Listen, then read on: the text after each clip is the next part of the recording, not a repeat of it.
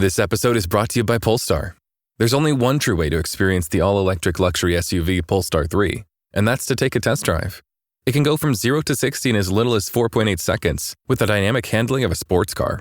But to truly understand how it commands the road, you need to be behind the wheel. Up to 350 miles of range, the 3D surround sound system by Bowers & Wilkins. It's all something you have to experience to believe.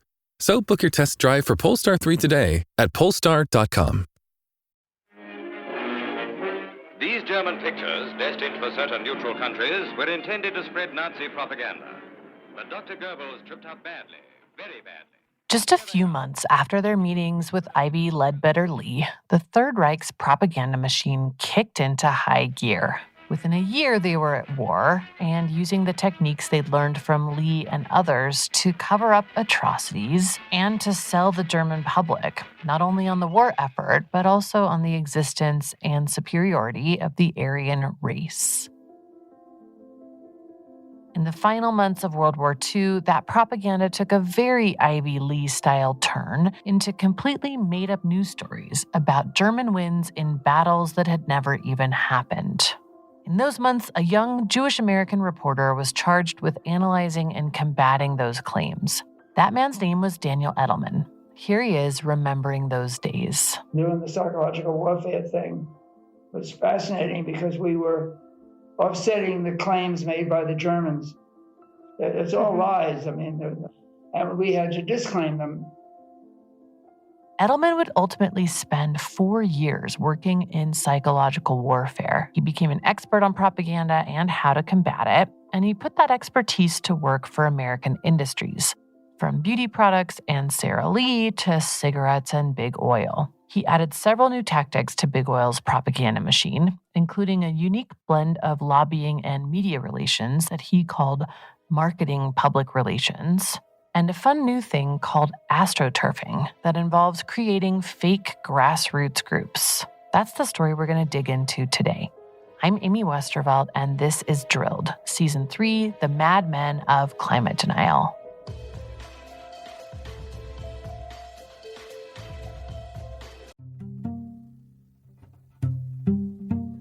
Hey, Drilled listeners, Amy here to recommend another climate podcast. If you have ever wondered exactly where your water comes from, what it means to actually break up with fossil fuels, or what the year 2100 could even look like, check out the Climate Dispatch from the folks at the Sierra Club Angeles chapter in collaboration with Stranded Astronaut Productions. The show is brand new. It launched in April, just in time for Earth Day, and it answers all those questions and more. The Climate Dispatch explores both global and local stories of the climate crisis through the lens of Southern California. On the show, host Taya Jeanette brings together a variety of guests and experts in conversation to share their climate wins and break down their fears and collective hopes for the future. Some featured guests include Time 100 Next recipient and climate activist Naleli Kobo, Troy Stevens, creative manager of Grist Magazine's Imagine 2200 Climate Fiction Contest, Aru Shaini Ajay, executive director of the Sunrise Movement, and Allison Chin, president of the Sierra Club Board of Directors. Each episode will also feature a local LA-based band or musician to play out the show. Check out the Climate Dispatch at sc.org/climate dispatch or wherever you listen to podcasts.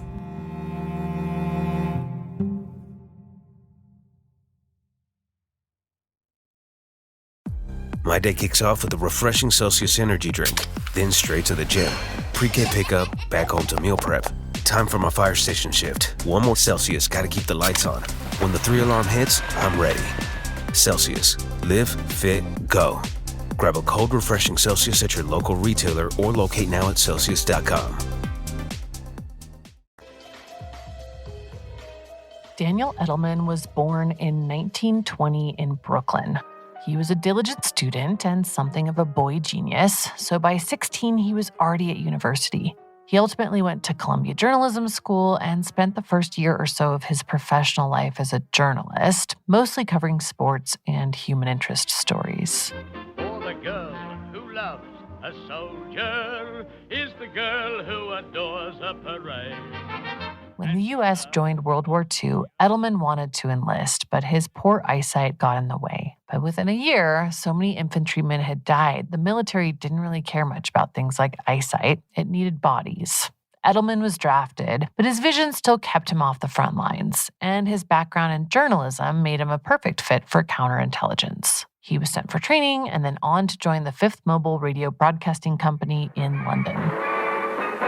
This is your American Expeditionary Station in the field with the 5th Army.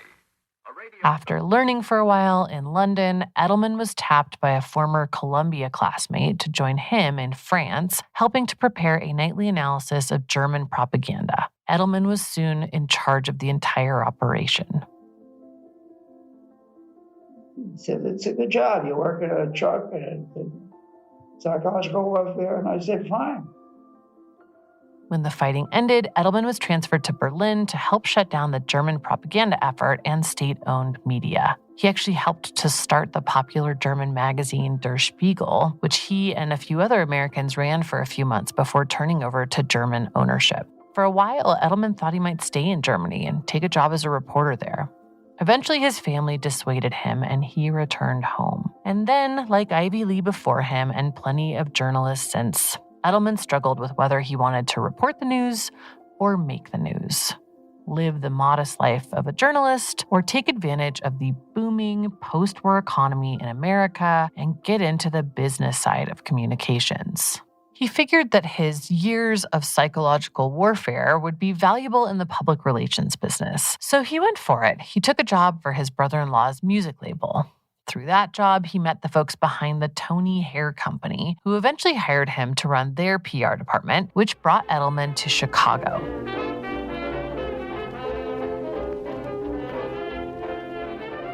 As the PR guy at Tony, he took the company's ad campaign, Which twin has the Tony? on the road with multiple sets of twins. Campaign featured side-by-side twins, both with perms, and dared customers to guess which had a salon perm and which had the Tony home perm. Which twin has the Tony? You can't tell? Nobody can. Not yet, anyway. But wait. Only Tony gives you this twin guarantee. Media tours had been part of political campaigns forever by this point, but product companies had never really bothered with them. Edelman saw that as a missed opportunity to score hundreds of local press hits and move product in communities across the country. And he was right. In addition to getting coverage in local newspapers, radio, and TV, at one point during the tour, the twins were arrested in Oklahoma for performing salon services without a license. Edelman turned it into a national news story that made Tony a household name. It also paved the way for another new approach to PR, one that included a bit of lobbying on the side. The Oklahoma arrests happened because salon owners were pissed about these home perm kits taking their business. Salon owners in states across the country were mobilizing to push for laws that would ban kits like the Tony kit. So Edelman got busy meeting with state legislators and applying some of those psyops moves that he'd learned, mocking salon owners and their proposals until they were literally laughed out of state building after state building. A couple years later, Edelman started his own firm, calling it Daniel J. Edelman and Associates, with Tony as his first client. But within a few years, he had signed several huge clients, including Mobil Oil, Sara Lee, Heinz, and several tobacco companies and tobacco trade groups. His hunch was proving correct. What he'd learned about psychological warfare was extremely valuable to American industry. If that sounds like an exaggeration, you don't have to take my word for it. Edelman's son Richard brags about this history in a tribute to his father on the Edelman website. My dad was a real New York City kid, born in Brooklyn, went on to DeWitt Clinton High School, Columbia College, and Columbia Journalism School. He went on to work in Europe in the U.S. Army for 4 years in psychological warfare. And when he got out, somehow the accumulation of all these experiences led him to become the father of marketing PR. Marketing public relations is the term Edelman came up with to describe his 360-degree approach to PR. It wasn't just media relations, it was also legislator relations and truly public relations, where you were creating a direct relationship between the company or the industry or the brand and the public. One way to do that was to pretend to be part of the public yourself. I'm a 20-year communications industry professional. I've worked in corporate PR for a long time and on lots of different accounts, including fossil fuel accounts, which I hated. That's Christine Arena. She was an executive vice president at Edelman's firm, by that time just called Edelman. Arena headed up the firm's sustainability division right at the same time that it was representing the American Petroleum Institute. She and a few other executives at the firm made the news when they quit en masse over the company's dealings with fossil fuel clients. She can't share any specific inside information about her time there, so she's speaking here generally about the firm's reputation and about the techniques deployed by the fossil fuel industry. That creation of fake grassroots support, which came to be known as like astroturfing, and Edelman was genius at doing that. Edelman and his firm worked with multiple tobacco and oil clients over the years, all big fans of astroturfing. So fossil fuel industry organizations fund these fake front groups, and they give these fake front groups these names that they're like perfectly innocuous names, like the California Drivers Alliance or the Washington Consumers for Sound Fuel Policy. And these groups, there are hundreds of them, are usually secretly run by lobbying organizations, like the two I just mentioned are actually run by the Western States Petroleum Association, which is a top lobbyist for the oil industry. And that group, the Western States Petroleum Association, is in turn funded by members including BP, Shell, ExxonMobil, Chevron, and Occidental, among others. So it's fake activism. It's corporate money posing as activism, and it's designed to undo all of the progress that real activism makes. Working for both tobacco and fossil fuel clients, Edelman also invented litigation PR, basically making his clients' cases in the media. A critical aspect of this was what Arena calls the attack the messenger strategy. They are relentless at the attack the messenger strategy. This has been ongoing for like 30 years.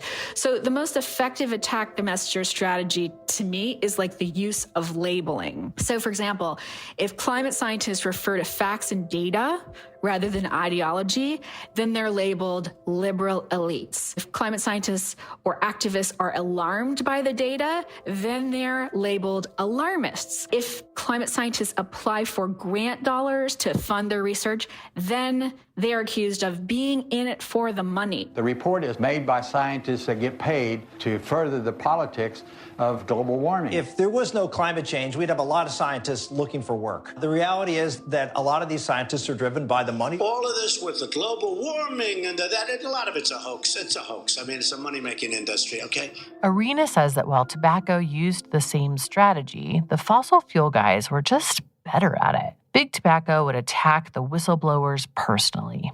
Big oil, they attacked the whole idea of fossil fuels being any sort of a problem. And because they'd spent decades crafting the narrative that fossil fuel is an essential part of American life, it was easy to call anyone who thought otherwise un-American, effectively politicizing the issue.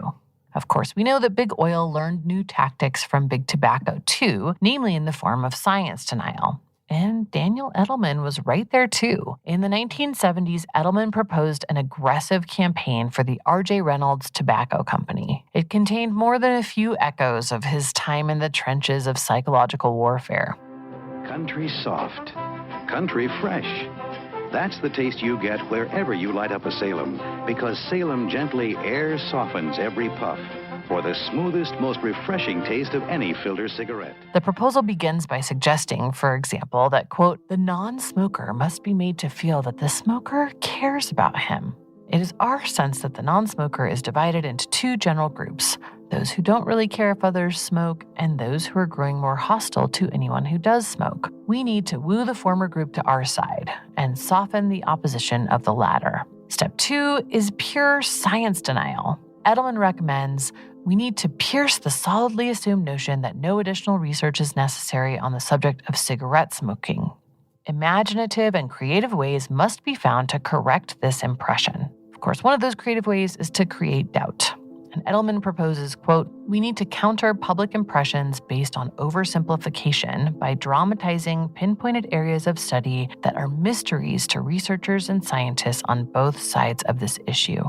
That proposal won Edelman a contract, and the firm would go on to work for Big Tobacco for more than a decade.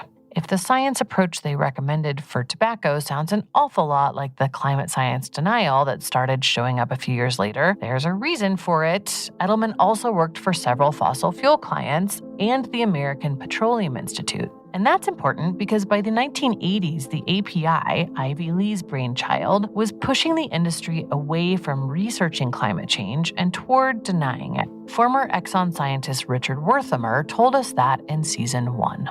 The key is the American Petroleum Institute. Exxon had a huge influence, rightly so, in the API, and I think the API changed its tune, and probably other majors went along with that. And you can hear exactly the same sort of strategy that Edelman suggested for R.J. Reynolds Tobacco Company in this speech from then ExxonMobil CEO and American Petroleum Institute President Lee Raymond in 1996. Proponents of the global warming theory say that higher levels of greenhouse gases, especially CO2, are causing world temperatures to rise and that burning fossil fuels is the reason. But scientific evidence remains inconclusive as to whether human activities affect the global climate. You heard that right. Raymond said the evidence that humans contribute to climate change is, quote, inconclusive. Scientific evidence remains inconclusive as to whether human activities affect the global climate. But this speech was in 1996, long past the point where Exxon's own scientists had said climate change would cause catastrophic damage for some percentage of the planet in the not-so-distant future if emissions weren't curbed. In the late 1990s, Daniel Edelman's son, Richard, took over as CEO, but Dan remained involved for the rest of his life. In various interviews and in Dan Edelman's biography, Richard said he talked to his dad daily about the business. They didn't always agree, of course. When he took the reins, Richard almost immediately decided to drop tobacco clients, for example. The writing was on the wall about tobacco by that point, and what it cost the firm in tobacco billings, it more than made up for in good PR and new clients.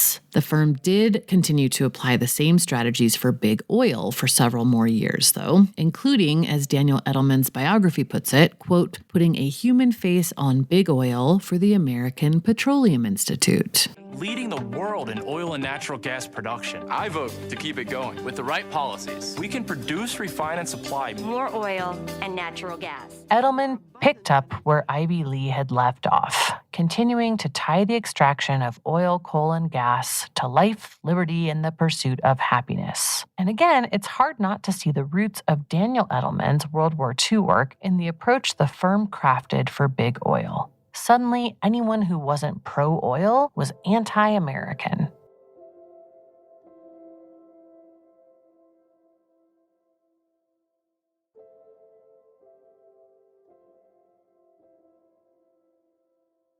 Daniel Edelman died in 2013, but the firm that bears his name continued to apply the same tactics that he'd been using effectively for decades. In 2014, for example, Greenpeace leaked several documents that showed an aggressive campaign Edelman had come up with for TransCanada to push the Keystone Pipeline. It included all the same tactics we've talked about here: aggressive opposition research, fake grassroots groups, attacking the messenger, and a big nationalistic messaging push. In 2015, the firm announced that it would no longer be working with coal companies or any company that denied climate science. By that point, they'd already lost not only executives, but also clients, and the reputational risk was just too great.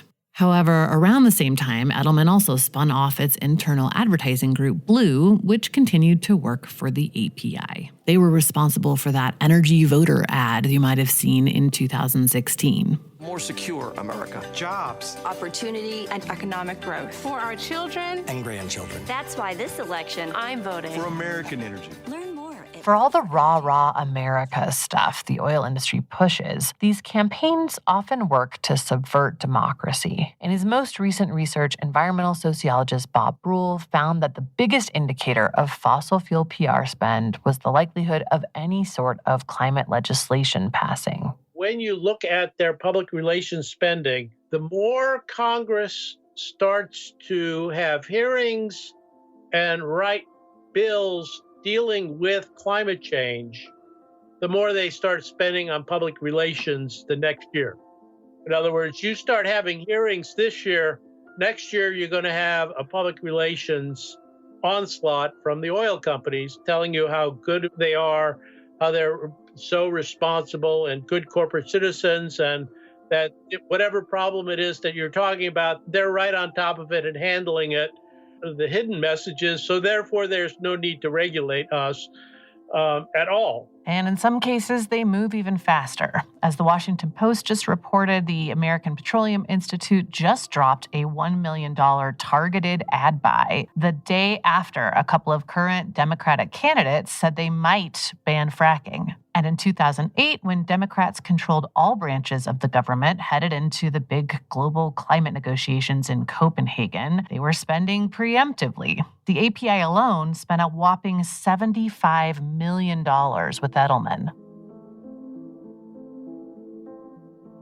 I don't think there's any other way to call it other than propaganda, which is a one-sided message designed to create a certain impression. That's exactly what it was, and it's focused, targeted, extremely well done, and apparently pretty effective.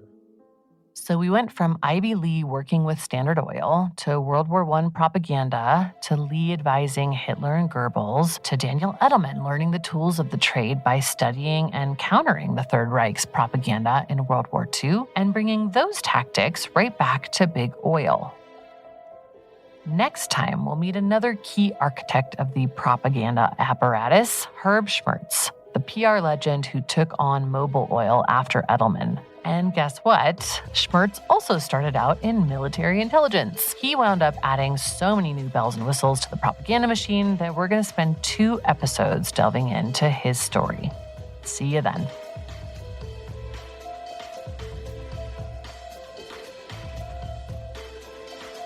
Drilled is part of the Critical Frequency Podcast Network. The show is reported, written, and produced by me, Amy Westervelt. Julia Ritchie is our editor. Our managing producer is Katie Ross. She also created this season's incredible artwork. Sound design, scoring, and mixing by B. Beeman. Reka Murthy is our editorial advisor. Naomi Lachance is our fact checker. Special thanks to Richard Wiles and to our First Amendment attorney, James Wheaton, and the First Amendment Project. Drilled is made possible in part by a generous grant from the Institute for Governance and Sustainable Development. We appreciate their support. You can find Drilled on Apple Podcasts, Spotify, Stitcher, or wherever you get your podcasts. Don't forget to leave us a rating or review. It really helps the show. And you can follow us on Twitter now at We Are Drilled and visit our new website, drillednews.com, for climate accountability reporting, newsletters, and behind-the-scenes stories from this season. Thanks for listening, and we'll see you next time.